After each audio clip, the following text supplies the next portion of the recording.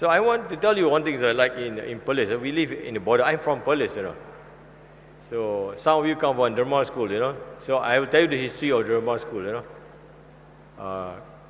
And there were many Thai people live in Perlis. So we were friends, so we understand. I don't have to, before I know Kun Songkiat, I know how the Thai think. Because even in those days, there were many Thai students in Malaysia. I'll tell you the story later about the Thai student in Malaysia. So knowledge alone is not enough for rapid economic development. It has been shown that cultural practices and belief are as important for wealth creation. ASEAN is blessed with diverse culture, and some are very ancient. I can categorically say that the culture we inherit are the reason why ASEAN people are what they are today, among the finest in the world. Unfortunately, our universities are not active in promoting cross-cultural fertilization among our students. Students need to interface with different cultures to learn from each other, why some societies are more progressive and why others are facing great hardship. The convergence between culture is a powerful force. We can unite people to ensure lasting peace. With cooperation and peaceful coexistence between people in the ASEAN nation, more economic development can be realized. ASEAN universities should encourage student mobility as a means to foster goodwill and friendship between various people, which is the basis for greater economic development within the region. How do universities with budgetary constraints promote student mobility program? Even better if you do at school level, and that too require money, finance. First of all, there's a need to develop a common understanding which can contribute significantly to human advancement. Taksin University, together with other ASEAN universities, should organize a regional meeting to determine the modus operandi and create an appropriate body responsible for student mobility. There is none in South Asia where we can promote student mobility. It is done on an ad hoc basis. This is an unfortunate thing. So, last year, Taksin Patolong campus went to Malaysia, brought students. I think they learned a lot. And that too, I know Taksin had to raise a special budget to send them to Malaysia, I don't know whether they went to Singapore, but I know they came to Malaysia because I was asked to talk to them, So you see, if this is done on a regular basis, many more students will have benefited, So we need to do something, to promote this student mobility, So if we can set up a body, either NGO or foundation, and operate as a charity, with empowerment to design as well to implement all approved student activities. As a charity, it has the mandate to seek donation. As a start, I would like to suggest that a committee consisting of university representatives be established to prepare the concept paper for consideration at a proposed. You should have a meeting eventually between universities, like-minded universities, to see how we should move ahead, So if we take one idea, and the idea must be conceptualized and developed into a plan, so that we can implement.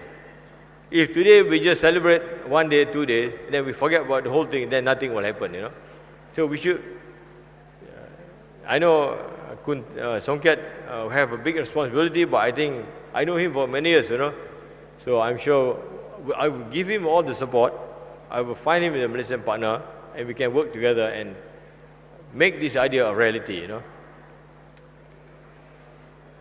The world needs a new vision in education. Otherwise, it cannot sustain the impact of rapid population growth and deterioration in the environment condition as well as human conflict. The new world vision is to ensure sustainable development and improve quality of life. Such a vision can only be achieved through educational process that instill good values. There are no shortcuts or easy formula to design the next generation university curriculum. I can say that much of what is being offered by universities all over the world are not equipping our youth the relevant knowledge and skill to meet current challenges. The main reason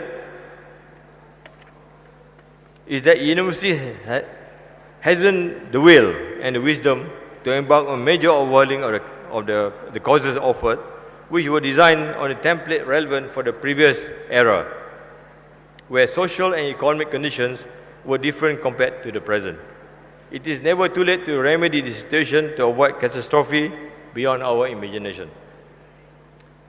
The university has to assume a leadership role in educating our youth with a balanced and sound mind, capable of reshaping the destiny of the world and its citizens. The university curriculum in all disciplines, which in many cases should be structured in line with one global standard.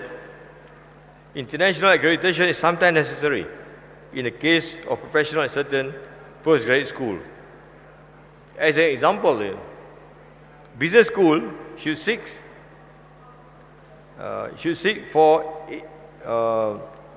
AACSB accreditation, which is AACSB means Association to Advance the Collegiate School of Business. This is an American body, Gaining AACSB accreditation will give the school, this is just an example I give you, They're like medicine is different, engineering is different, The international recognition and stature. So we in ASEAN must also, aim for the higher standard, Today, very few business schools in ASEAN are accorded such recognition. I think in ASEAN there are six business schools which are given ACCSB accreditation, 3 in Singapore, then Asia Institute of Management, AIM, in Manila, Sasin in Chula, and the latest one is UPM, my former university business school, which is given AACSB. It's a difficult accreditation, but it is relevant. So what I'm suggesting, that university in ASEAN should try to strive for the highest standard. And it can be done. Why I cited this example, because it can be done, If you get AACSB, you are as good as Harvard Business School. You are in the same league with Harvard, with Wharton, with Stanford. They all will have AACSB accreditation, That's why we only have 6 in South Asia, Of course, there are many business schools, but only 6 are given AACSB accreditation, The point is if these 6 can do, so can the rest do. It's all require the will to do it, So the quest for excellence is the hallmark of all our universities. But it is no longer sufficient to meet the ever-changing demand at the workplace. Academic ability alone may not be sufficient. The university education today needs to have a balance between theory and practical. In the old days, if you go to Britain, they never believe in practical, If you have done agriculture degree, they teach you only the science. The practical, they tell you to work in the farm, It's not in the curriculum. Holiday, you go and work in some farm, make some money. They say this practical thing can be learned on the job. No need to teach in the university, And in fact, where I was in London, the degree of agriculture is not recognized as a degree, So all of us got degree from the Faculty of Science. They don't have a Faculty of Agriculture, So we did all the agriculture subject in the science faculty. The university also need to review the pedagogical aspect of teaching, both theory and practical. The point is, how do you teach practical, in a modern form, Can you go back and prescribe the same old practical classes like we used to do before? It may not be possible, You have to refine even the practical. How do you do it, Merely providing one more thing, merely providing information is definitely out of date, since it can be obtained online fairly easily. Student can find information online, What do we do in classroom? Do we just go and tell them the facts? In case of agricultural studies, the student need to have some kind of on-farm exposure, because they need to understand the farm processes. See, let me just say one thing. Dr. Sunkiat, the chairman, Professor Charan, he is from Kasazat, he's from Songkla, He was an expert, I maybe today still expert on buffalo, but nobody listened to him, And we import a lot of cattle from Australia, New Zealand, America. Many are not doing well, because cattle is the wrong species. So we make serious error in agriculture, We should have, if we have imported buffalo and promoted buffalo husbandry or farming, we will be more successful. Malaysia included, Indonesia, Thailand, Philippines, everybody will have saved the billion of dollars we spend on cattle, You see, it's very simple. I teach you a bit of agriculture, So you see, if the animal cannot eat the feed, how can it produce milk or grow? Why can't the animal eat the feed in Thailand or Malaysia? Because these cattle, which are bred in Australia, they need different kind of feed, higher quality. The feed we have in Malaysia, in ASEAN, are very coarse or poor quality. They cannot consume. It is too bulky. They require high inputs. When animals need high input, they need very high quality feed, or in plain language, very high standard feed, So that was why it's a simple mistake we make, and we have wasted a lot of time and money, So if you are stuck to buffalo, it would have been better, And also, if you have buffalo milk, it make better ice cream, because buffalo milk has higher fat content, So I think Patolong should start back the buffalo. I know I've been to your dairy farmers cooperative. It's doing very well, but I think we should. The governor is here. He can